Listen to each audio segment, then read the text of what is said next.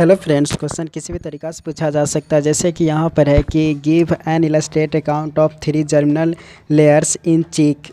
इसी को इतना सारा तरीका है पूछने का। Give an account of development of chick up to 3 germinal layer, या describe the development of chick up to the formation of 3 germinal layers, या give an account of formation of 3 germinal layers in the development of chick. तो इतना सारा process मतलब तरीका है, लेकिन main बात इसमें क्या क्वेश्चन को यहाँ पर समझना है कि इस तरीके के जो दिया हुआ है तो इसमें ये डेवलपमेंट बताना है। डेवलपमेंट जानते ही होंगे। सबसे पहले डेवलपमेंट कैसे होता है तो स्ट्रक्चर ऑफ एग के बारे में यहाँ पर जानेंगे। डेवलपमेंट चीक 3 जर्मिनल लेयर तक, 3 जर्मिनल लेयर के बाद ही बॉडी में जो ऑर्गन होता है वो फॉर्मेशन होने लगता है। तो development of chick up to 3 germinal layer की अगर बात आए तो आप इसमें ये सब टॉपिक को डिस्कस करना है। आप सबसे पहले एग्स के बारे में लिखेंगे, एग्स के बारे में, उसके बाद एक सेल को भी आप डिस्क्राइब करेंगे। फिर फर्टिलाइजेशन होगा। फर्टिलाइजेशन होगा तो पता है ही, फर्टिलाइजेशन जब होगा तो उसके बाद आप क्लीवेज करेंगे, यानी कि किस तरीके से उसका सेगमेंट हो रहा है, उसका ये हो रहा है, यानी कि क्लीवेज या सेगमेंटेशन हो रहा है। सेगमेंटेशन के बाद होता है ब्लास्टुलेशन। ब्लास्टुला के बारे में लिखेंगे। फिर गैस्टुलेशन प्रोसेस में 3 चीज़ आता है, तो यही मेन फाइनल चीज़ होता है। सबसे पहले फॉर्मेशन ऑफ एंडोडर्म लिखेंगे, उसके बाद यहाँ पर मेसोडर्म लिखेंगे, ये प्रिमिटिव स्ट्रिक या एक्टोडर्म, तो यही एक्सप्लेन करना है। उसके बाद यहाँ पर 3 जर्मिनल लेयर के बाद कहा गया है, तो समय मिले तो आपको ये भी टॉपिक सब लिखना है। एक्स्ट्रा एम्ब्रियोनिक जो होता है वह मेम्ब्रेन होते हैं, यहाँ पर जर्मिनल लेयर में नहीं आता है, लेकिन ये एक्स्ट्रा एम्ब्रियोनिक यानी कि एम्ब्रियो के अलावा देख सकते हैं जैसा कि यहाँ पर एम्ब्रियो बनाए हुए, तो ये सब अलग अलग तरीके के लेयर है। ये एम्ब्रियो तो 3 लेयर से बन गया, लेकिन उसके अलावा और कोई लेयर होता है तो ये सब लेयर होता है, तो इसीलिए ये एम्ब्रियो से अलग है, इसलिए इसका नाम एक्स्ट्रा एम्ब्रियोनिक लेयर बना। तो ये भी टॉपिक है, लेकिन ये टॉपिक के हम अलग जो वीडियो में डिस्कस किए हुए हैं, तो इसीलिए आज हम यहाँ तक बताएंगे। तो आप यहाँ तक भी लिखेंगे तो एग्ज़ाम के लिए वह काम चल जाएगा। तो आप ये भी वीडियो, चैनल को तो ज़रूर सब्सक्राइब किए होंगे, तो ये भी वीडियो आप अलग से देखेंगे ही। तो आज हम यहाँ तक चर्चा करेंगे, उसका थोड़ा सा डिस्कस ये हम करेंगे। तो हम शुरू करते हैं। सबसे पहले यहाँ पर स्ट्रक्चर ऑफ एग है, तो स्ट्रक्चर ऑफ एग के बारे में जानते हैं यहाँ पर। तो स्ट्रक्चर ऑफ एग में आप आराम से समझ सकते हैं, जैसा कि यहाँ पर एग का स्ट्रक्चर पहले देख ही लीजिए। तो स्ट्रक्चर ऑफ एग में ये जो सबसे पहले सेल है, सेल तो जानते होंगे, एग आप मुर्गी के अंडा ज़रूर खाए होंगे, मतलब देखे भी होंगे, खाए भी होंगे। तो सबसे पहले सेल होता है, कितना कड़ा होता है, तो ये कैलकेरियस होते हैं। उसके बाद इसके अंदर यॉक है, देख रहे हैं ये किस तरीके से बहुत बड़ा है। फिर उसके बाद ये चलाजा है, चलाजा इस साइड भी और इस साइड भी है। ये जो स्पेस है एयर स्पेस वाला भाग है। उसके बाद और इधर देखेंगे इनर सेल मेम्ब्रेन भी होता है इसके अंदर, इनर सेल मेम्ब्रेन, ये आउटर सेल मेम्ब्रेन है। तो इनर और ये इस तरीके से आउटर, ये अंदर की तरफ या आउटर की तरफ। उसके बाद ये ब्लास्टो डिस्क है, वाइट लाइन मेम्ब्रेन, इस मेम्ब्रेन को कहते हैं यहाँ पर जो देख रहे हैं ये सब वाइट लाइन मेम्ब्रेन। उसके बाद चलाजी फेरुस लेयर है ये वाला भाग।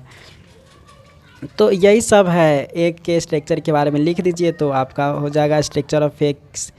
तो यहाँ पर है कि the fully formed newly laid egg of hen is large elliptical होते हैं। इलिप्टिकल मतलब जानते होंगे किस तरीके के अंडा होता है, वह इलिप्टिकल होते हैं।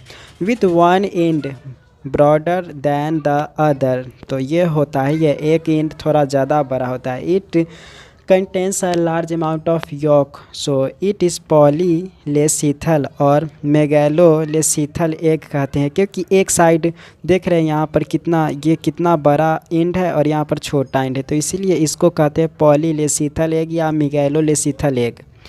उसके बाद यहाँ पर the structure of egg is given below, नीचे देख ही चुके स्ट्रक्चर। एक सेल की बात करते हैं तो 2 तरीके के एक सेल होता है, कौन चीज़ का बनाता है, कैल्शियम कार्बोनेट का।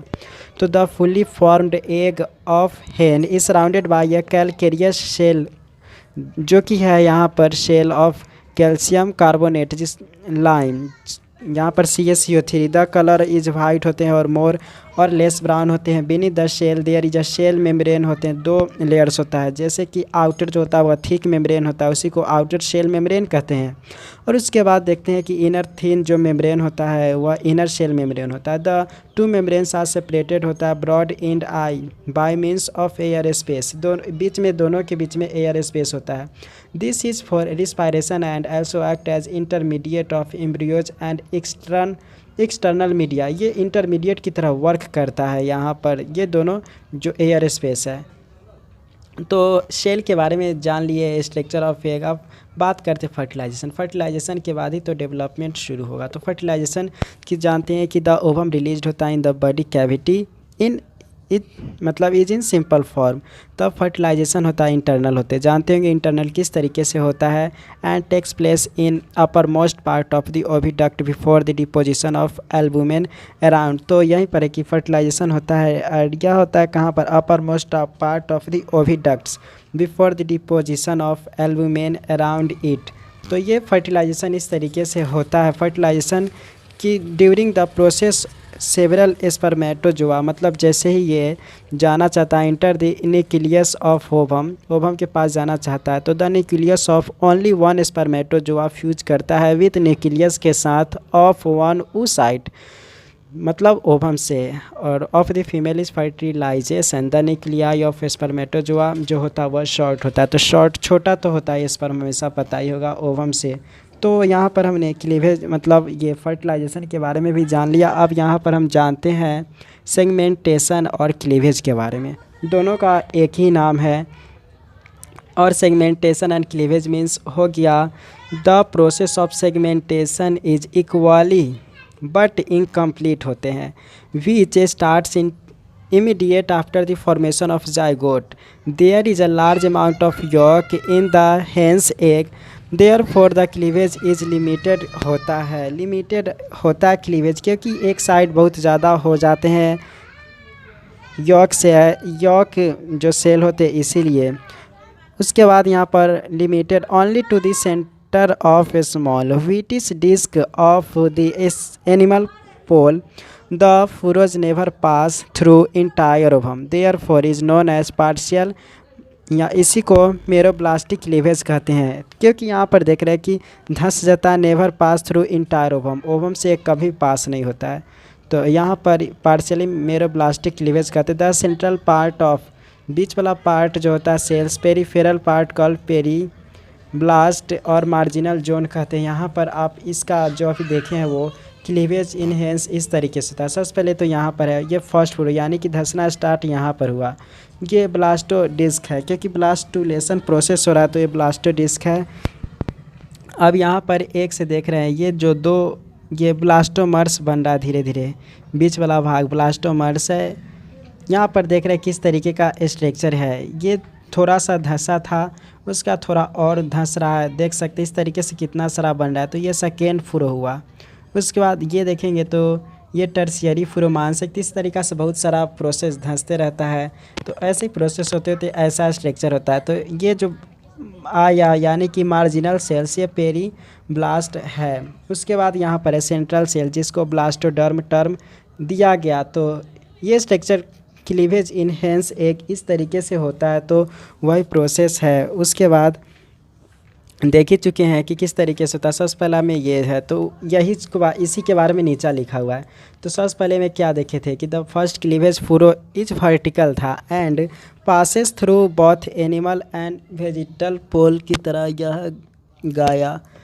फिर जो यहाँ पर है कि सेकेंड क्लीवेज जो होता है वह vertical plane at right angles पर होता फर्स्ट वन। फिर थर्ड क्लीवेज होता है initiated by appearance of one और two furrows across the second cleavage and this is parallel to first cleavage, thus at this 8 blastomers are formed. The process of cleavage is continued irregularly until the blastodisc is formed. The blastodisc hereafter is known as blastoderm कहलाता है। ब्लास्टो जब disc बन जाता है तब। उसके बाद the germinal disc consist of a translucent central area, इसी को पेलुसिडा और area opaca around the former या इसको कहते हैं। तो इसी स्ट्रक्चर में इतना सारा स्ट्रक्चर होता है, तो वो सब लिख सकते हैं। ब्लास्टुलेशन जानते होंगे, जब इस तरीके से डेवलप हो गया तो ब्लास्टुलेशन मतलब होता है कि अब इसके अंदर धीरे धीरे ये बनना शुरू करेगा, यानी कि अब ये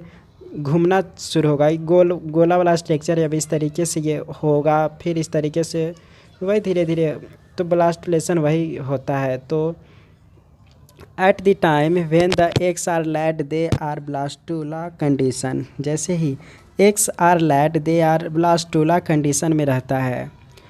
तो from the fifth division onwards the cleavage are irregular and rapid, the central and peripheral both cells divide rapidly and the embryo reaches, लगभग 256 सेल स्टेज तक वह पहुंच जाता है विद इन 4 आवर्स के बीच में। The blastocoel appears below the central cells which remains filled with, यहाँ पर कोगुलेबल फ्लूइड उसमें होते हैं जो कि जमाने में मदद करता है, कोगुलेबल फ्लूइड। तो ये ब्लास्टुला के बारे में और कुछ बातें, जैसे कि ब्लास्टुला देख ही चुके हैं किस तरीके से यहाँ पर है।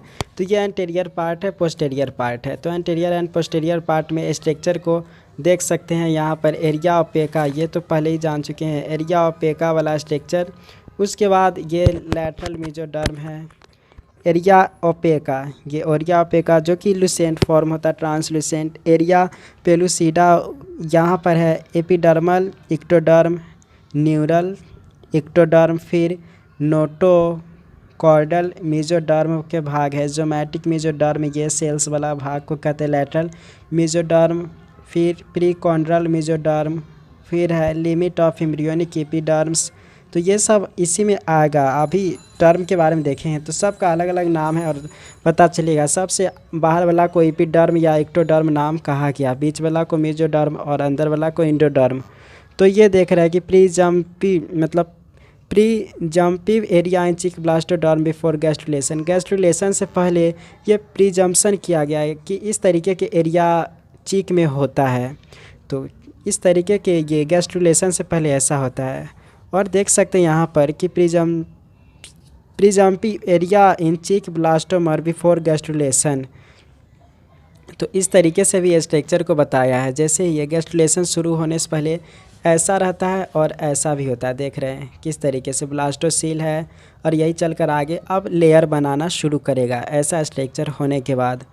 तो देख रहे हैं अलग अलग स्ट्रक्चर है, जैसे कि ये आगे की साइड देखते हैं तो area ओपेका, epidermal ectoderm, neural ectoderm, फिर है notochordal mesoderm, prechordal mesoderm, lateral mesoderm, उसके बाद एंडोडर्म, हाइपोब्लास्ट, एरिया पेलुसिडा, फिर ब्लास्टोसील। तो ऐसा स्ट्रक्चर रहता है। अब तो यहाँ पर उसी के बारे में है कि the horizontal division in the central cells forms several layers of blastoderm which reaches over the yolk. The peripheral cells also become multi-layered हो जाता है except the peripheral extremity के छोड़कर। These cells utilize the maximum yolk and give nourishment to the central cells of blastoderm. The lower layer of peripheral cells form yolk ectoderm which finally becomes converted into extra embryonic ectoderm. तो यहीं पर यहाँ पर देखें हैं last वाला part यहाँ पर जो है कि पेरिफेरल सेल्स जो होते हैं वही एक्स्ट्रा एम्ब्रियोनिक को फॉर्मेशन करने में हेल्प करता है। तो पेरिफेरल मेसोडर्म यहीं पर देख रहे हैं, इसी से बहुत सारा एम्ब्रियोनिक मेम्ब्रेन बनता है। एम्ब्रियोनिक मेम्ब्रेन मतलब इस तरीके का बन जाता है। मेम्ब्रेन देख ही रहे कितना मेम्ब्रेन है, तो इसी से बनता है धीरे धीरे। अब उसके बाद यहाँ पर देखते हैं गैस्ट्रुलेशन। तो गैस्ट्रुलेशन के बारे में तो जान ही चुके हैं कि the process of gastrulation occurs into the following the 3 sequence, यानी कि जो लेयर होता है लेयर के बनने के प्रोसेस को ही गैस्ट्रुलेशन कहते हैं। तो गैस्ट्रुलेशन जैसे कि फॉर्मेशन ऑफ एंडोडर्म जो होते हैं, तो गैस्ट्रुलेशन में पहले बताया कि हमें 3 चीज़ पढ़ना है गैस्ट्रुलेशन में। एक फॉर्मेशन ऑफ एंडोडर्म, फिर मेसोडर्म किस तरीके से बनता है, फिर स्ट्रिक कैसे बनता है। तो वो सब टॉपिक के बारे में आप लिख देंगे तो आप अच्छे से लिख सकते हैं। तो फॉर्मेशन ऑफ एंडोडर्म के बात करते तो एंडोडर्म कैसे बनता है यहाँ पर, तो वो डायग्राम में देखेंगे। पहले इसके बारे में पढ़ लेते हैं, चाहे आप डायग्राम को भी देखेंगे तो उसके बाद समझने में बहुत आसानी हो जाएगा। तो डायग्राम में देख रहे हैं कि ये पोस्टीरियर एंड ये एंटीरियर एंड है। तो एंटीरियर इंड में ये वाइट लाइन मेम्ब्रेन है, ब्लास्टोमर्स इस तरीके के सभी में प्रेजेंट होते हैं। तो यहाँ पर फाइनली बन गया, देख सकते हैं ये कौन सा स्ट्रक्चर है, ये इंडोडर्म है जिसको हाइपोब्लास्ट कहते हैं। ये इंडोडर्म फाइनली बन गया। तो सबसे पहले ऐसा वाला स्ट्रक्चर रहता है। तो एंटीरियर में वाइट लाइन मेम्ब्रेन, ब्लास्टोमर है। उसके बाद यहाँ पर large yolky cell which will move into hypoblast by ingression के द्वारा ये होता है। ये जो देख रहे हैं ये, और देख सकते हैं ये जो इस तरीके के भाग है ये सब जर्मिनल स्पेस है बीच वाला, और ये आगे चलकर धीरे धीरे डेवलप हो रहा है। देख सकते हैं जैसा कि ये थोड़ा डेवलप हो गया, और ये सब जर्मिनल स्पेस तो है ही, ये यॉक है। और देख रहे हैं किस तरीके से ये थोड़ा डेवलप हुआ उसके बाद। और यहाँ पर देखेंगे तो ये फाइनली ये इंडोडर्म का फॉर्मेशन कर लिया, ये इससे अलग हो गया, बीच में ब्लास्टोसील है। इसी तरीक़ा से ब्लास्टोसील फॉर्मेशन होता है, और ये ब्लास्टोसील है ये इसी के आसपास में ये यहाँ पर आर्केंटेरॉन प्रेजेंट होता है। तो ये vertical section of blastoderm of cheek showing gastrulation show कर रहा है। तो इस तरीके से होता है। अब इसी को यहाँ पर लिखा हुआ है, तो अब ये इसको लैंग्वेज में आसानी से समझ सकते हैं। तो यहाँ पर है कि the first step the gastrulation is marked by the rapid expansion of blastoderm. Rapid expansion होता है and cells are area pellucida are rearranged in a single layer में हो जाता है of cuboidal cells. This result in the formation of embryonic epiblast और definite epithelium. Simultaneously the cells जो होते हैं prospective endoderm migrate rapidly downwards into the sub germinal cavity and forms a second layer called primordial hypoblast और embryonic endoderm जिसको कहते हैं। It forms the floor the sub germinal cavity which is now termed as archenteron कहते हैं। The embryonic endoderm becomes continues with the yolk endoderm. इसी से divide होना भी कंटिन्यू ही रखता है। तो सबसे पहले इंडोडर्म बनता है, और वहाँ पर जो ये वाला स्ट्रक्चर देखे थे, ये जो स्ट्रक्चर यहाँ पर सब जर्मिनल स्पेस को उसका नाम अब आर्केंट्रॉन रख दिया। अब यहाँ पर देखते हैं formation of mesoderm. Formation of mesoderm जानते हैं। तो फॉर्मेशन ऑफ मेसोडर्म किस तरीके से होता है, तो इंडोडर्म तो बनने का तरीका देख लिए थे। मेसोडर्म बनता है यहाँ तक तो समझ गए थे, ये होता है। मेसोडर्म इसके बीच में ही बनना शुरू होगा। तो देख सकते हैं मेसोडर्म ये वाला भाग है, और इसी के बीच से निकलने लगता है, इसी के बीच से ये अलग करेगा भाग, और ये उधर जाएगा, ये इधर आएगा, ये इधर आएगा, और बीच से अपना डेवलप होने लगा। तो यही यहाँ पर है कि फॉर्मेशन ऑफ मेसोडर्म में पहले ये देख लेते किस तरीके से, ये डायग्राम से बहुत बात समझ लेंगे, उसके बाद लिखना आसान हो जाएगा। तो ये fowl transverse section primitive streak showing mesoderm formation.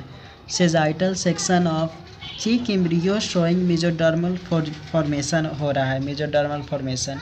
तो सबसे पहले ये जो भाग देख रहे हैं, ये ऊपर की साइड तो इक्टोडर्म का फॉर्मेशन हो जाता है, नीचे की साइड ये इंडोडर्म का फॉर्मेशन हो जाता है, और बीच में जो देख रहे हैं यहाँ पर इस तरीके से जो लेयर बनता है ये मेसोडर्म का होता है। तो ऐसे ही एक ऊपर साइड होता है, एक नीचे साइड जाता है। तो यहीं पर तो यहाँ पर वही ए में देख रहे हैं कि ये मेसोडर्म फॉर्मेशन शो कर रहा है। इक्टोडर्म होता है, फिर उसके बाद इंडोडर्म सबसे नीचे, इंडो और बीच में मेसोडर्म है। और ये वाला जो देख रहे हैं इस तरीके के स्ट्रक्चर को प्रिमिटिव स्ट्रिक कहते हैं, और यहाँ पर प्रिमिटिव ग्रुप है। फिर इस तरीके से प्रिमिटिव, क्योंकि पहले वाला स्ट्रक्चर है और ये फोल्डिंग होता है, तो ये फोल्डिंग के द्वारा ही ये बनता है। तो कुछ ज़्यादा मुश्किल नहीं है। हेसेंस मतलब हेन सेंस नोड है ये सब। तो अब इसी के बारे में यहाँ पर लिखा हुआ है मेसोडर्म किस तरीके से बनता है। तो यहाँ पर है कि द सेल्स ऑफ एम्ब्रियोनिक जो एपिब्लास्ट होता है, यानी कि एपिब्लास्ट मतलब इक्टोडर्म का सेल्स कंसिस्ट प्रोस्पेक्टिव नोटोकॉर्ड होता है। नोटोकॉर्ड इसमें जैसा कि यहाँ पर देख रहे हैं ये स्ट्रक्चर, तो इसी में नोटोकॉर्ड प्रेजेंट होते हैं। उसके बाद यही है कि mesoderm and ectoderm the cells of notochord and mesoderm migrate inwards. जो मेसोडर्म या अंदर की तरफ ये माइग्रेट हो रहा है, देख रहे हैं मेसोडर्मल सेल अंदर की तरफ जा रहा है। उसके बाद है यहाँ पर कि in between the epiblast and hypoblast the three embryonic layers are form बन जाते हैं, तीनों लेयर बन जाते हैं इसी में, इक्टोडर्म मेसोडर्म एंड इंडोडर्म बन गया। The epiblast is now changed into ectoderm this middle layer is now mesoderm and lower one is known as endoderm. तो यहीं पर तीनों लेयर का फॉर्मेशन हो गया। उसके बाद स्टिक का फॉर्मेशन होता है। स्टिक का फॉर्मेशन ही वहाँ पर बहुत इंपॉर्टेंट होता है। ये स्टिक होता है, ये वाला स्ट्रक्चर देख लिए। तीनों लेयर बन गया यहाँ पर, इक्टो, फिर मेसो, इंडोडर्म, और फिर उसके बाद स्ट्रक्चर देखते हैं primitive formation of primitive stick. तो यहाँ पर जो देख रहे हैं इस तरीके के पूरा में था यहाँ पर। तो ये कॉर्डल पहले देख लेते हैं कि चीक एम्ब्रियो शोइंग स्टेज इन प्रिमिटिव स्टिक फॉर्मेशन। 3 से 4 घंटा जब इंक्यूबेट होता है, यानी कि अंदर सेकाते रहता है अपना मदर के अंदर, तो वह इंक्यूबेट होता है 10 से 14 घंटा के बाद बी में। तो ये तो 3-4 घंटा में इस तरीके के स्ट्रक्चर रहता है। तो फॉर्मेशन ऑफ प्रिमिटिव स्टिक में है कि in the early hours of incubation, especially लगभग 12 घंटा से पहले, the beginning of primitive streak takes place into the 18 से 19 आवर इज फॉर्म्ड फुल्ली।